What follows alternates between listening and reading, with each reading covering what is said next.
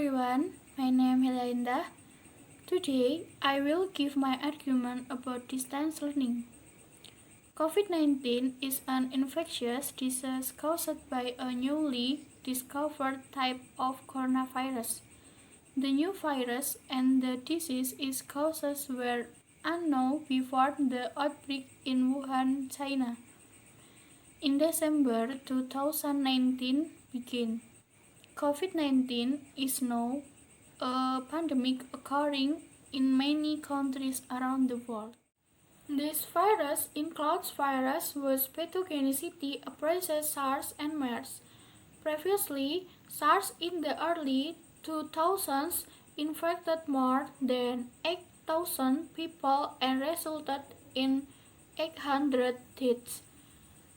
Therefore, distance learning became an inevitable path in the condition of the COVID-19 pandemic.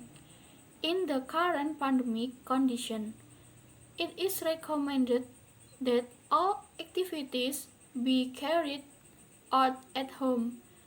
Unfortunately, distance learning does not fare very well in practice. When this happens, let us discuss. There are several reasons why distance learning during a pandemic has been less effective, among others. Lack of teacher guidance is a major obstacle in the distance learning system that was held during the COVID-19 pandemic. Of the total respondents surveyed by UNICEF in public perception of COVID-19, 38% of respondents said they did not get teacher guidance.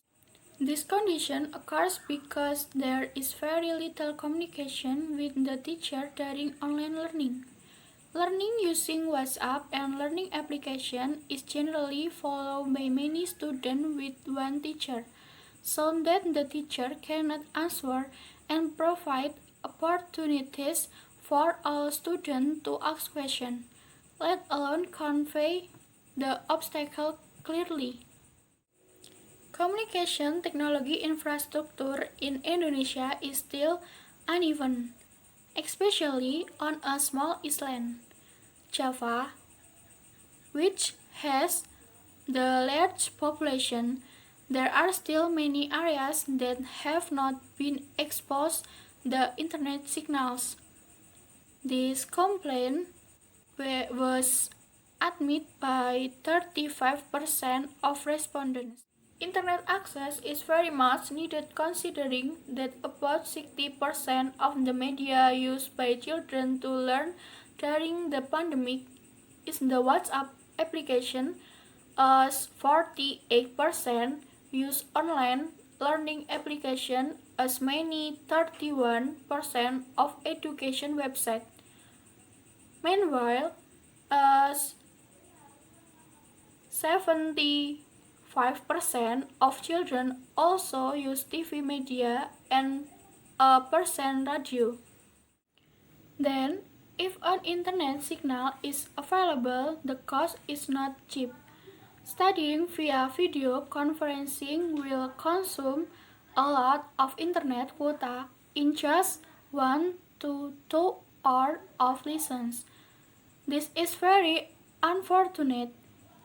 In this case, the government has also distributed assistance through internet cards, which have been distributed to schools as provincials for students to be able to take part in lessons.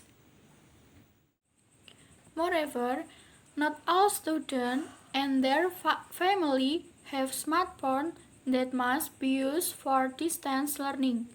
This is very tragic and unfortunate because the government seems to pay less attention to the fate of families who cannot afford smartphones, because this condition will certainly be very detrimental to the country, because there are around 7 million young people who cannot study during the pandemic.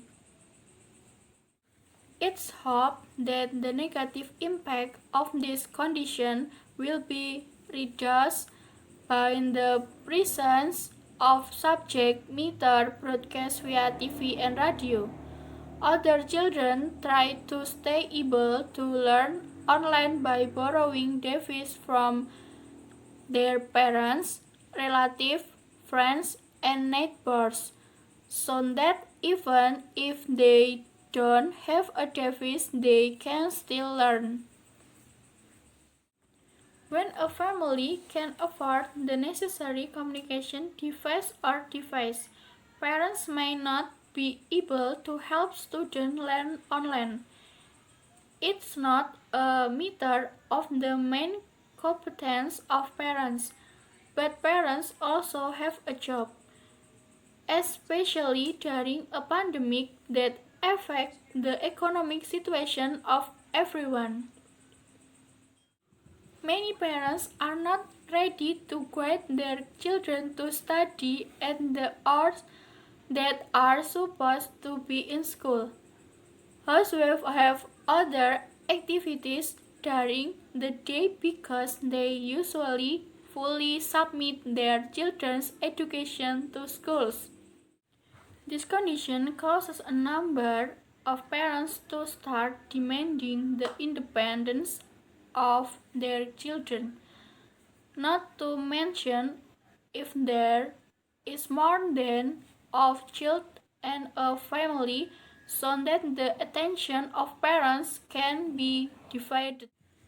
Unpreparedness of students with new learning styles online, making students who are required to be superactive or student-centered in this distance learning process, where students must be independent in finding learning materials through books or websites that can be accessed on Google, so that most students complain that online learning makes them feel overwhelmed and also too heavy to study.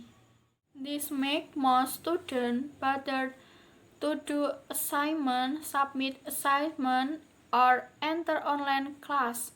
Many students also complain that distance learning makes their concentration lost and they don't focus on learning. Then knowledge gained is not comparable to face-to-face learning.